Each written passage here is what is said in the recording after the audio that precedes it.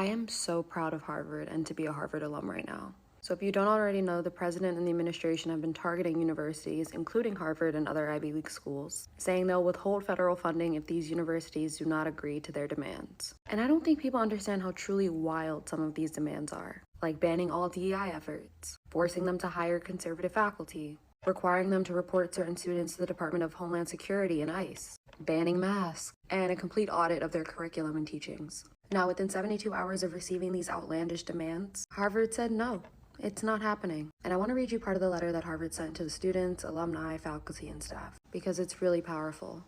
It reads, in recent weeks, the federal government has threatened its partnerships with several universities, including Harvard, over accusations of anti-Semitism on our campuses. These partnerships, aka the funding, are among the most productive and beneficial in American history. He goes on to say how it's been used for treatments for diseases such as Alzheimer's, Parkinson's, diabetes. For the government to retreat from these partnerships now risks not only the health and well-being of millions, but also the economic security and vitality of our nation. The university will not surrender its independence or relinquish its constitutional rights. The administration's prescription goes beyond the power of the federal government. It violates Harvard's First Amendment rights and exceeds the statutory limits of the government's authority under Title VI.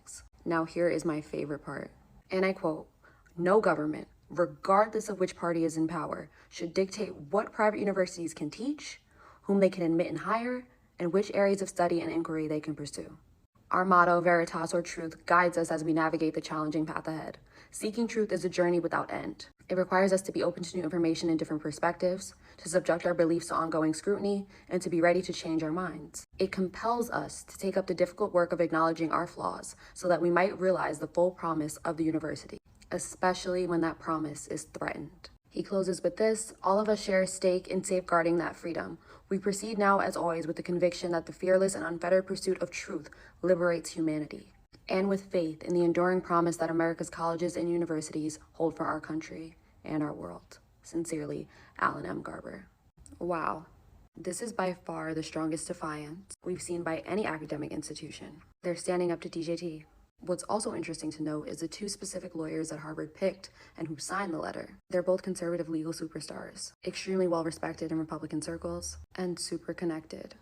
Robert Hur is one of the lawyers representing Harvard. He was also DJT's pick for U.S. Attorney for Maryland. He also led the special counsel probe against President Biden. Other one, William Burke, good friends with Justice Brett Kavanaugh, was Deputy White House counsel for George W. Bush, and is on the board of Fox Corp. The fact that Harvard chose these two specific people signals the fact that they're ready for a challenge and saying, we're going to use your people to do it. Harvard has one of the world's largest endowments with over $50 billion. So if anyone's prepared to go toe-to-toe